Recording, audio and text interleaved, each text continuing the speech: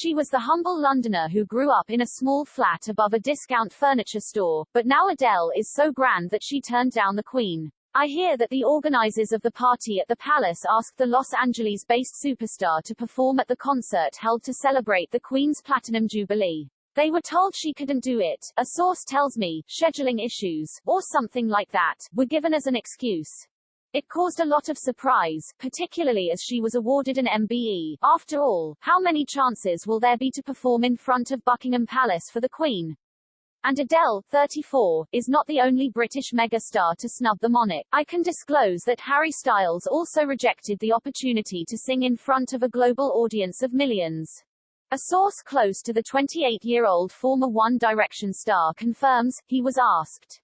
Pop superstars who did perform included Ed Sheeran, Sir Elton John, Sir Rod Stewart and Queen. At least it meant there wasn't a last-minute pull-out by Adele. In January, she cancelled her Las Vegas residency with less than 24 hours notice in a teary Instagram video in which she said the show had been absolutely destroyed by COVID and what she called delivery delays. Some fans were furious as they faced losing hundreds of pounds from flights and hotel reservations. Adele could not be reached for comment, while a spokesman for Styles declines to discuss the snub. However, a source close to him claims, he could not participate because of timing with his schedule.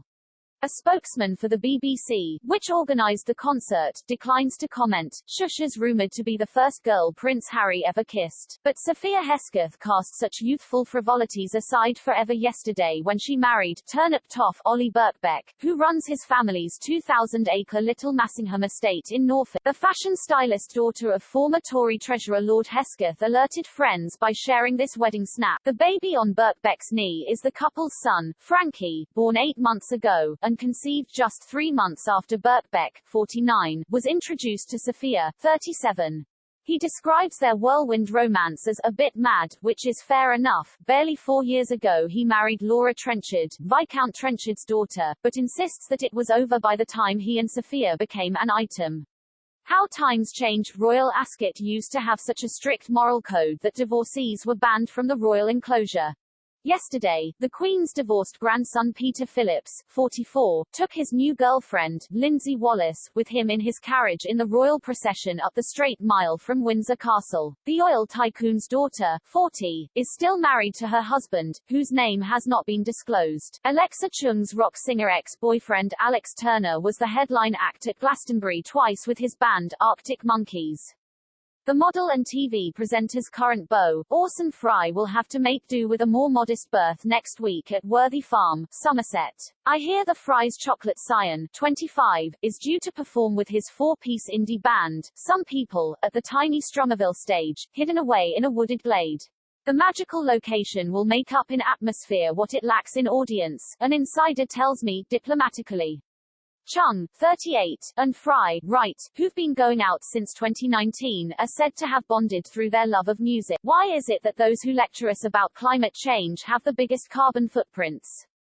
I hear that David Cameron, who posed with huskies and changed the Tory party's symbol to an oak tree to trumpet his green credentials, made a 21,000-mile round trip to Sydney to attend the National Conservative Climate Conference. Happily, the 3-day event wasn't all hair shirts and lentil stews. He managed to attend a private party on a superyacht, Shadow, moored in Sydney Harbour belonging to financier John Colland. Frankie Herbert once strutted her stuff down the catwalk for the Queen, the only time Her Majesty has ever attended a fashion show.